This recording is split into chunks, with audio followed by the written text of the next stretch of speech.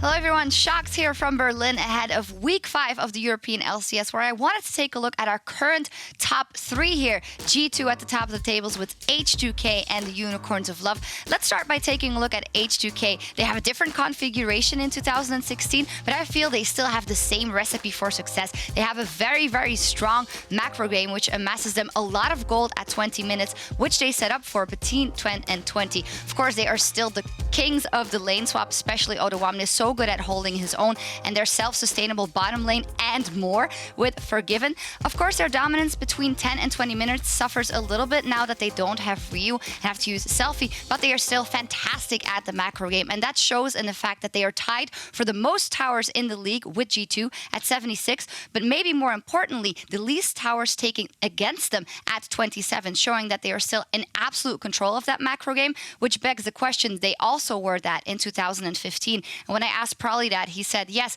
but this time we have the macro game and we also have the mechanical ability in our players to keep growing, and I think they can. So let's take a look at that other team. G2, brand new on the scene. They have fantastic stats. They have the highest gold lead at 20 minutes in the league. They have the lowest average game time in the European LCS. And when you think of G2, you think of aggression, you think of kills, you think of Trick, Emperor, and in the solo lane, in the mid lane, Perks. He's not only dropping F-bombs on the analyst task, but he's also dropping champions on the Rift. He has the second most kills in the league behind Sven and the most kills for a mid laner. But with that side note, they have a lot of kills as a team, but I also want to look at the deaths, because pre-15 they amassed 30 deaths as a team combined. That is the absolute most. And I feel like sometimes they can be a little bit too reckless in the decisions they make. However, for now, it is panning out. They are aggressive, but I think they are okay with giving up some deaths when it gets them the objective and gets them the wins. And it is, because they are 7-1. Finally, I want to look at the Unicorns of Love.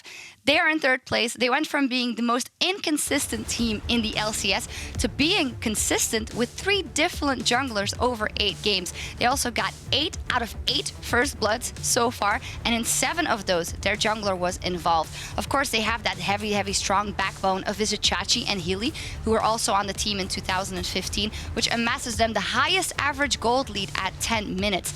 However, I want to beg the question, the Fisho has been saying, well, this is the biggest or best shot calling we've seen of the Unicorns of Love so far. I agree, so far, definitely. But with that highest gold lead at 10 minutes, I don't feel like they are closing out the games as seamlessly as they could be yet. However, with that backbone, as said, of Vizichachi and Hylissang and the help of Fox and Steelback definitely doing well in that bottom lane, I think they have what it takes to be a top 3 contender and stay that way for playoffs and maybe even after that. We will find out a lot more about these 3 teams because the UOL is playing H2K and H2K is playing G2 here in week 5 of the European LCS. So definitely tune in. We start at 6 p.m. Central European time for Europeans, and of course 9 a.m. Pacific for you guys over there across the ocean. So tune in and we'll see you then.